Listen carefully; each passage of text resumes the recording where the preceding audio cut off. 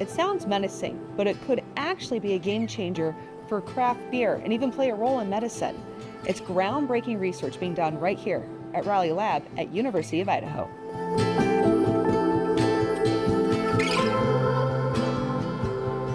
Killer yeast.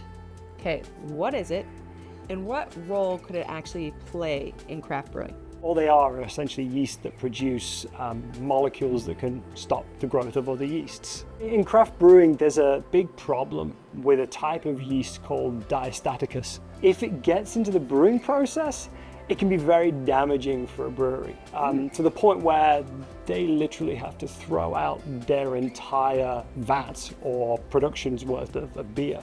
What diastaticus does is that it causes fermentation in packaging, so in a can or in a bottle, and then that can lead to an explosion. So killer yeast, though, what can it do then in this application? Yeah, so basically they just inhibit the growth of diastaticus. Or alternatively, if a brewery is to detect diastaticus in its operations, they might be able to put killer yeast into the beer to stop diastaticus growing any further and to save the batch of beer.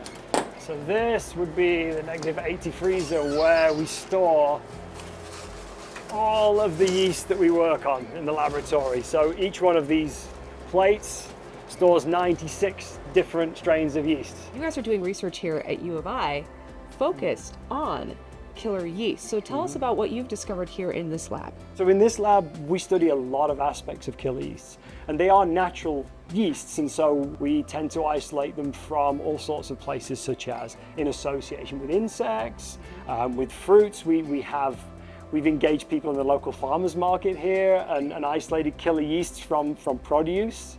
We're finding them, and then of course we can get into the real science, which is essentially understanding what those killer yeasts are making. What are they producing that stops the growth of not just diastatic yeast, but all sorts of other yeasts, including fungi that would be damaging to crops and damaging to human health. Oh, wow. Okay, so then the application of what we're talking about with killer yeast today, where it could be majorly beneficial for craft brewing, could actually be applied to other areas. That's one of the major aspects of the work.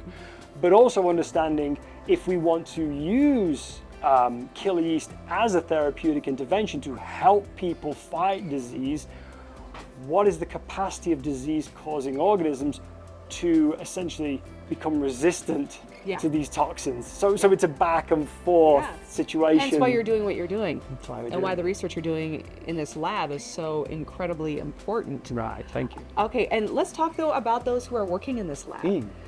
Because there are students that are largely involved in this research. Honestly, without the students that have worked in my lab, and of course professional laboratory staff, we wouldn't be where we are today. We've had over 60 undergraduate students do research projects. The major driving force right now is killer yeasts. We haven't got a good understanding of how they function, how we could manipulate them to be beneficial to agriculture or brewing or human health. And so I feel that we are really at the beginning of potentially using these in a lot of other applications. Oh, this is fascinating. So where can our viewers go to learn more about the incredible research you're doing here in this lab, but also learn more about University of Idaho? My laboratory does have a website, which will be at uidaho.edu, but just search for the Rowley Laboratory. Wonderful, thank you so much. No problem, thank you.